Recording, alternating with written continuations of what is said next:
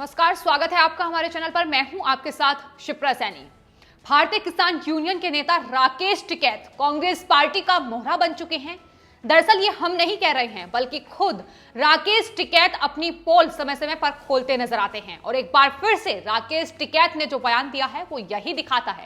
राकेश टिकैत कह रहे हैं कि दरअसल ये राष्ट्रव्यापी आंदोलन है और वो इस आंदोलन को गुजरात तक लेकर जाएंगे और गुजरात को मुक्त करेंगे, क्योंकि गुजरात को कैद कर रखा है। जाहिर है गुजरात में जिस तरीके से बीजेपी लगातार सत्ता में है और बीते कई सालों से लगातार वहां बीजेपी का शासन चल रहा है, ऐसे में कोई भी विपक्ष दूर दूर तक नजर नहीं आ रहा है। और फिलहाल जिस तरीके की राजनीति किसान आंदोलन की आड़ में भारतीय किसान यूनियन के नेता राकेश टिकैत खेल रहे हैं, उससे तो यही दिखाई दे रहा है कि दरअसल कांग्रेस पार्टी का वो मोहरा बन चुके हैं और वही कांग्रेस पार्टी अब गुजरात को साधने की कोशिश कर रही है। हरियाणा के बहादुरगढ़ में आज महापंचायत हुई, जिसमें राकेश टिकैत ने यह बयान दिया है। उन्होंने कहा है कि हम राष्ट्रव्यापी मार्च करेंगे, गुजरात जाएंगे और इसे मुक्त करेंगे। यह केंद्र द्वारा नियंत्रित है। भारत आजाद है, लेकिन गुजरात के लोग कैद हैं। अगर वे आंदोलन में शामिल होना चाहते हैं तो उन्हें जेल हो जाती है। हम तारीख पर फैसला कर रहे हैं।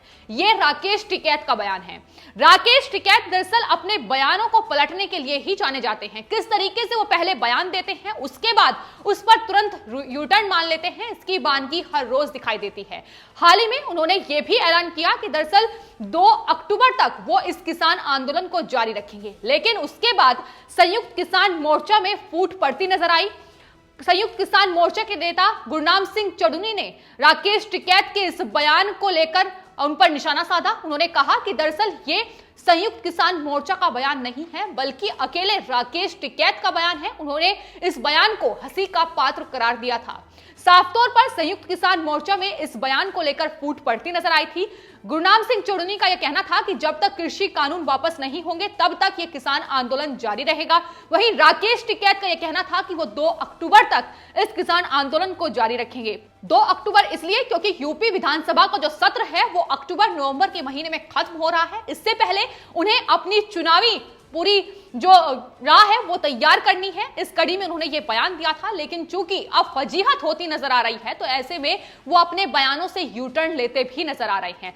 फिलहाल राकेश टिकैत अपनी पोल खुद ही खोल रहे हैं कि किस तरीके से वो राजनीतिक पार्टियों का मोहरा बन चुके हैं, किस तरीके से राजनीतिक पार्टियों के इशारे पर काम कर रहे हैं। और गुजरात को लेकर उन्होंने जो बयान दिया है वो भी यही दिखाता है कि आखिर राकेश टिकैत ने गुजरात का ही नाम क्यों लिया है, क्यों उन्होंने पश्चिम बंगाल का नाम नहीं लिया, क्यों उन्होंने केरल का नाम नहीं लिया, क्यों देश के बाकी राज्यों पर उनकी जुबान नहीं खुली, लेकिन सिर्फ गुजरात।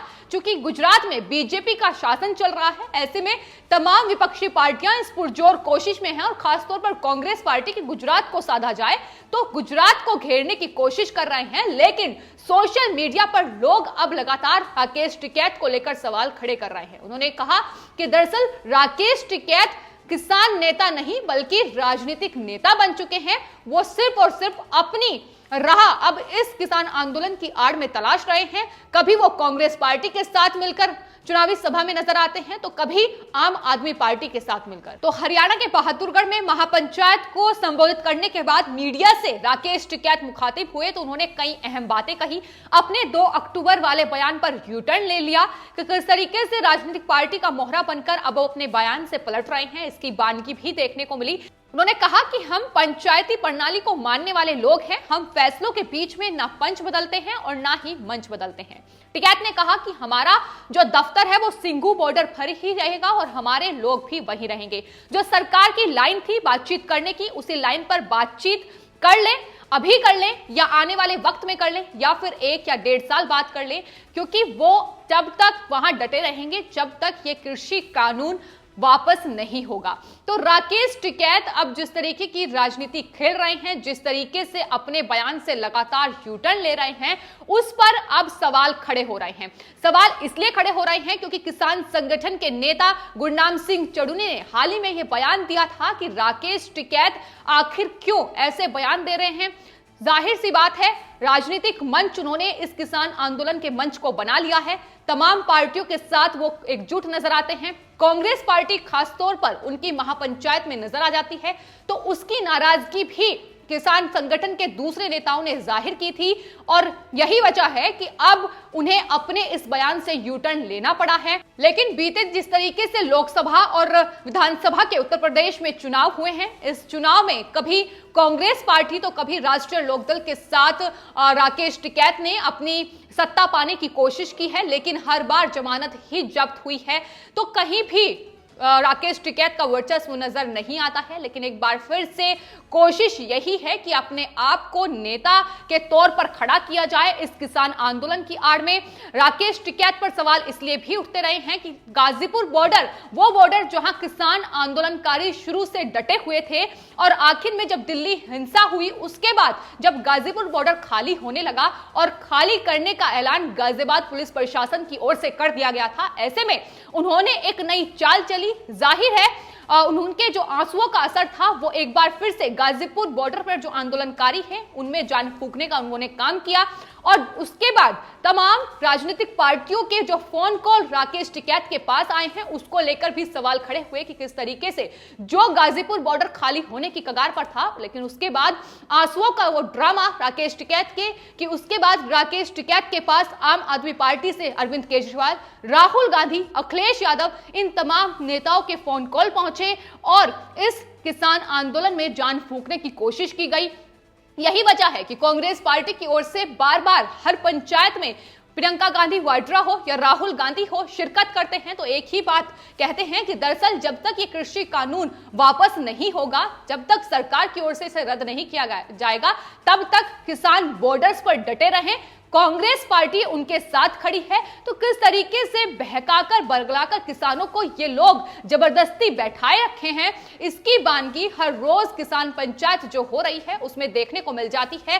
फिर चाहे वो हरियाणा में हो, उत्तर प्रदेश में हो या राजस्थान में हो, तो तमाम जगहों पर किसानों को साधने की कोशिश हो रही है ताकि केंद्र सरकार को कमजोर किया जाए, मोदी सरकार को कमजोर किया जाए। मकसद साफ है और किसान सिर्फ उनके लिए एक मोहरा बन चुके हैं। जिस तरीके से किसानों का दुरुपयोग इन तमाम विपक्षी पार्टियों के द्वारा किया जा रहा है, किसान अब उस बात को समझ चुके हैं। यही वजह है रैलियों में जो संख्या है वो बेहद कम नजर आती है। गाजीपुर बॉर्डर जो खचाखच किसान आंदोलनकारियों से भरा हुआ रहता था, अब वहां भी किसान लगातार अपने घर को पलायन कर रहे हैं। सिंघू बॉर्डर से जो हालात पहले नजर आते थे, अब वहां से भी भारी संख्या में किसान अपने घर को लौट चले हैं, क्योंकि इन तमाम किसान संगठन के नेताओं, इन तमाम विपक्षी दलों की जो राजनीति है, जो रणनीति है इस किसान आंदोलन की आड़ में, वो किसान समझ चुका है।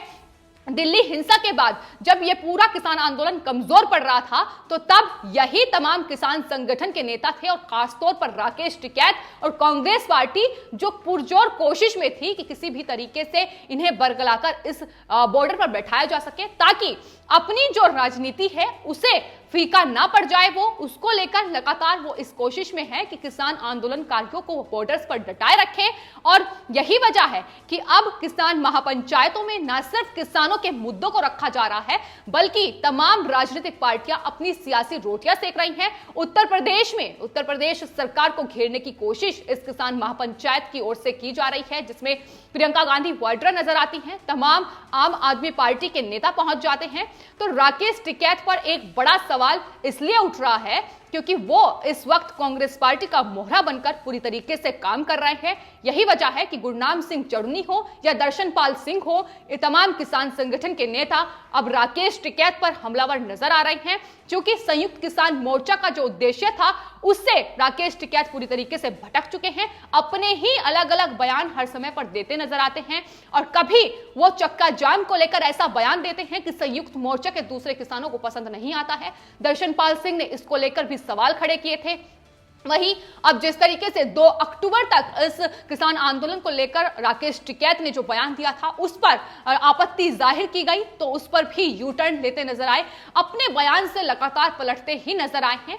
जाहिर है कि जिस तरीके से कांग्रेस पार्टी और साथ ही खालिस्तानी लोग पीछे से इस किसान आंदोलन को फंडिंग कर रहे हैं। और राकेश टिकैत को जिस तरीके से उनके तमाम भड़काऊ बयान, तमाम जो उनके बयान हैं सामने आए हैं, उससे भी ये साफ जाहिर हो जाता है कि खालिस्तानी लोग और कांग्रेस पार्टी, समाजवादी पार्टी, आम आदमी पार्टी के साथ मिलकर ये लोग सिर्फ और सिर्फ मोदी सरकार को कमजोर करने की कोशिश में किसी भी हद तक जाने को तैयार हो गए हैं। तो अब जिस तरीके से राकेश टिकैत, जो कि खुद को किसान नेता कहते हैं, लेकिन अब गुजरात को लेकर जो उन्होंने बयान दिया है उस पर अपनी खुद की पोल खोल दी है। झूठ का पुलिंदा जिस तरीके से तैयार किया था वो भी, उसकी भी पोल खुल चुकी है। तो राकेश टिकैत किसान आंदोलन की आड़ में कांग्रेस पार्टी का मोहरा बनकर फिलहाल काम कर रहे हैं। वही कांग्रेस पार्टी जो गुजरात को साधने की कोशिश कर रही है, और उसी कड़ी में राकेश टिकैत का यह बयान भी देखा जा रहा है। फिलहाल आपकी इस पूरे मामले पर क्या राय है, हमें कमेंट बॉक्स में जरूर लिखें और चैनल को सब्सक्राइब करें। धन्यवाद।